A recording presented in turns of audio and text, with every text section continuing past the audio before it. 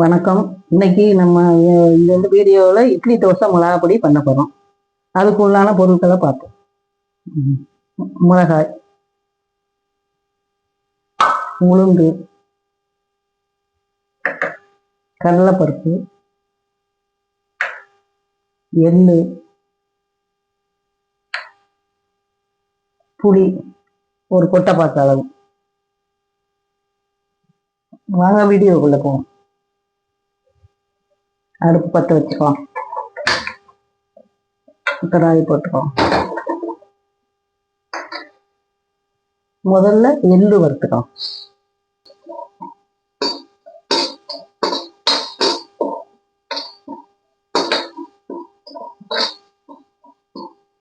எள்ளு பொரியணும். எள்ளு நல்லா வறுத்ததுக்கு அப்புறம் மற்ற பொருட்களையும் வறுக்கலாம்.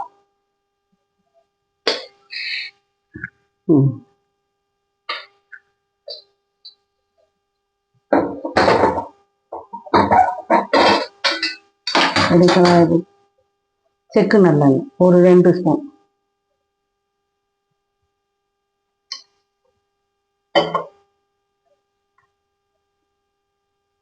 நம்ம பெருங்காயம் போட்டோம்னா, நான் பொடி தான் போட போறேன். கட்டி பெருங்காயம் இருந்தால் இந்த எண்ணெயை விட்டோம்னா அதை போடணும், பொரிச்சுக்கணும்.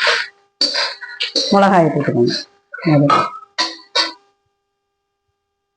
அப்புறம் உளுத்தம்பருப்பு, கடலைப்பருப்பு, கொட்டைப்பாக்கு அளவு புளி எடுத்து அதை சின்ன சின்னதா இது மாதிரி கிள்ளி போட்டுக்கணும். எல்லாரும் புளியும் போட மாட்டாங்க, எள்ளு போட மாட்டாங்க. இது ஒரு வித்தியாசமா இருக்கும். பொடி நல்லா இருக்கும், டேஸ்டா இருக்கும். தயிர் சாத்துக்கு, இட்லிக்கு, தோசைக்கு எல்லாத்துக்கும் தொட்டு சாப்பிடலாம். இந்த மாதிரி செவக்க வறுத்துக்கணும். மிளகாயும் நல்லா வறுபட்டுருக்கணும். இந்த மாதிரி வறுத்துட்டு ஆற வச்சுட்டு மிக்சியில போடணும்.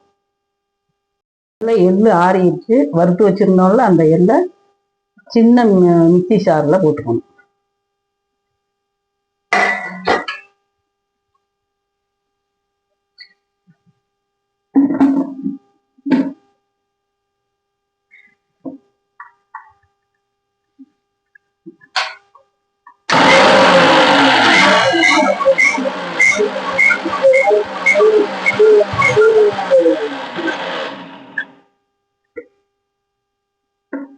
ரொம்ப ஓட விடாம இப்படி விட்டு விட்டு ஏற்கணும்.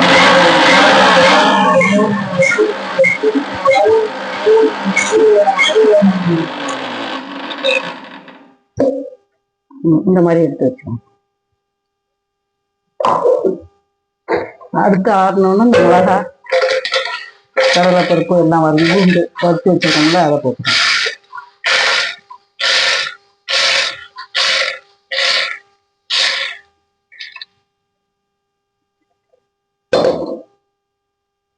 அரை ஸ்பூன் பெருங்காயப்பொடி,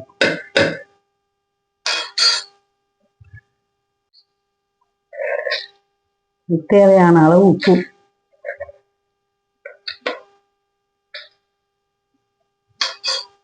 மிக்சியில அரைச்சிக்கணும்.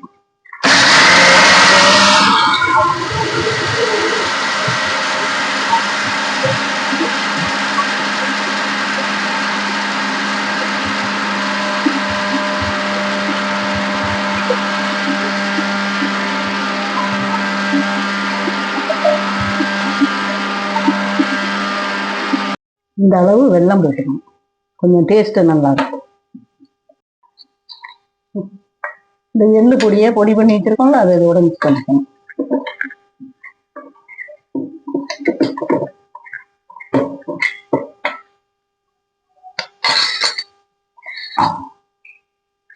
அப்புறம் எல்லாத்தையும் சேர்த்து ஒரு ஓட்டு.